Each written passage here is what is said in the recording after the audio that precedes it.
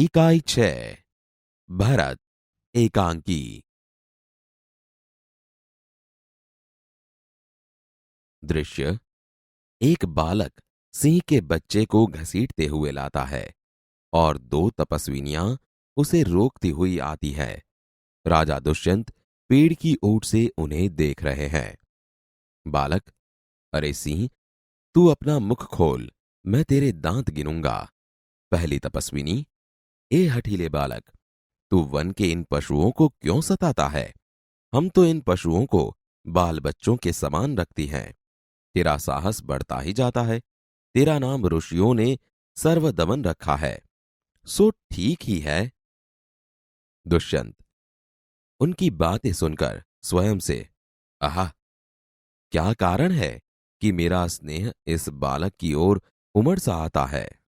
दूसरी तपस्विनी, तू तो इस बच्चे को छोड़ न देगा तो सिंहनी तुझ पर दौड़ेगी। बालक मुस्कुराकर, ठीक है, सिंहनी का मुझे ऐसा ही डर है। मुंह चिढ़ाता है। दुष्यंत आश्चर्य से, यह बालक अवश्य किसी तेजस्वी वीर का पुत्र है। इसका मुख अग्नि के समान दमक रहा है। पहली तपस्विनी, हे प्यारे बालक, सिंह के बच्चे को छोड़ दे, मैं तुझे खिलौना दूंगी।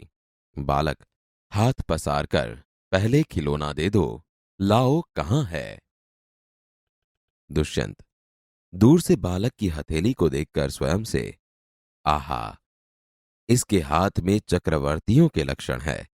उंगलियों पर कैसा अद्भुत जाल है और हथेली की शोभा प्रातः कमल को भी लज्जित कर रही है।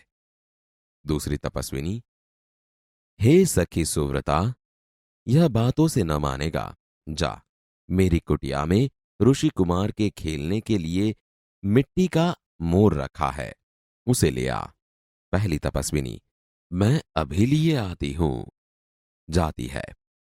बालक, तब तक मैं इसी सिंह के बच्चे के साथ खेलूंगा। यह कहकर तपस्विनी की ओर देखकर हंसता है। दुष्यंत, आप ही आप, इस सुंदर बालक से खेलने को मेरा मन कैसा ललचाता है। आह भरकर, धन्य है वे मनुष्य जो अपने पुत्रों को गोद में लेकर उनके अंग की धूलि से अपनी गोद मैली करते हैं और पुत्रों के मुख अकारण हंसी से खुलकर उज्ज्वल दांतों की शोभा दिखाते और तुतले वचन बोलते हैं। दूसरी तपस्विनी, क्यों रे ढीठ, तू मेरी बात कान नहीं धरता? इधर उधर देखकर, कोई ऋषि कुमार यहां है? दुष्यंत को देखकर, हे महात्मा, तुम ही आओ और कृपा करके इस बली बालक के हाथ से सिंह के बच्चे को छुड़ाओ। दुष्यंत, अच्छा। बालक के पास जाकर और हंसकर, हे ऋषि कुमार, तुमने तपोवन के विरुद्ध यह आचरण क्यों सीखा है जिससे तुम्हारे कुल की लाज जाती है? यह तो कोई अच्छी बात नहीं है। बच्चे ने सिंह के बच्चे को छोड़ दिया। दूसरी तपस्विनी, हे बड़भागी, यह ऋषि कुमार नहीं है। दुष्यंत, सत्य है, उसके काम ही ऐसे साहस के हैं। यह ऋषि कुमार नहीं जान पड़ता, परंतु मैंने तपोवन में वास देखकर इसे ऋषिपुत्र जाना था। बच्चे की हथेली को अपने हाथ में लेकर स्वयं से, आहा, जब इसका हाथ छूने से मुझे इतना सुख हुआ है तो जिस बड़भागी का यह बेटा है उसे कितना हर्ष होता होगा। दूसरी तपस्विनी दोनों की ओर देखकर, बड़े अचंभे की बात है। दुष्यंत, तुम्हें क्यों अचंभा हुआ? दूसरी तपस्विनी, इसलिए हुआ कि इस बालक की और तुम्हारी सूरत बहुत मिलती है और तुम्हें जाने बिना भी इसने तुम्हारी बात मान ली। दुष्यंत बच्चे को गोद में उठाकर, हे तपस्विनी, जो यह ऋषि कुमार नहीं है तो किस वंश का है? दूसरी तपस्विनी, यह पुरुवंशी है। दुष्यंत स्वयं से, इसलिए इसकी सूरत मुझसे मिलती है।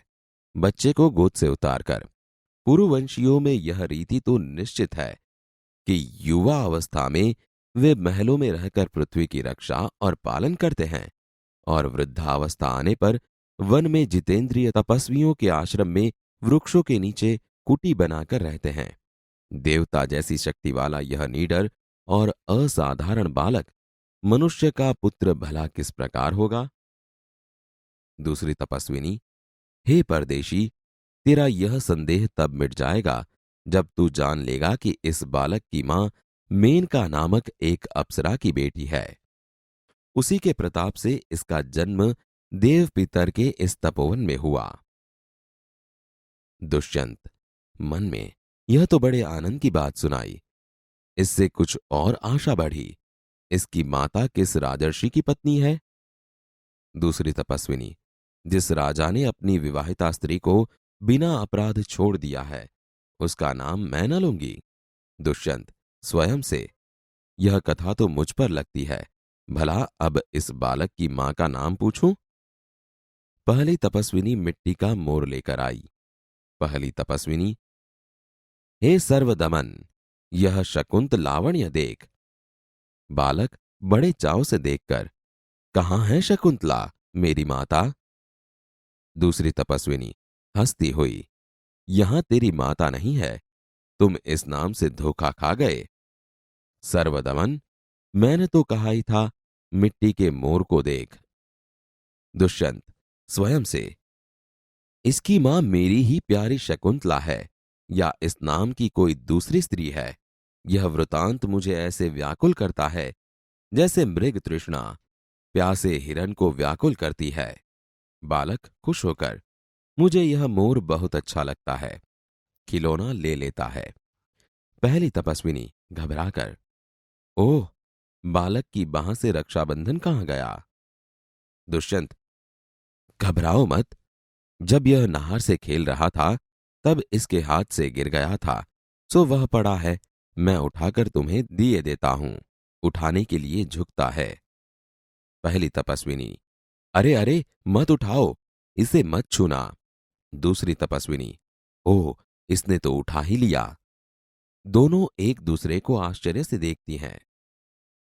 दुष्यंत, यह लो, परंतु यह कहो कि तुमने मुझे इसको उठाने से रोका क्यों था? दूसरी तपस्विनी, इस रक्षाबंधन का नाम अपराजित है। जिस समय इस बालक का नामकरण हुआ था तब महात्मा मरीचि के पुत्र कश्यप ने यह धागा दिया था।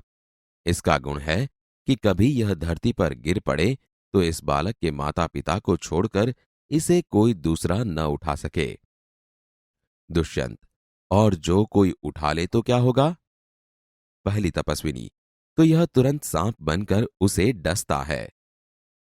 दुष्यंत, तुमने कभी ऐसा होते देखा है? पहली तपस्विनी, अनेक बार। दुष्यंत प्रसन्न होकर, तो अब मेरा मनोरथ पूरा हुआ।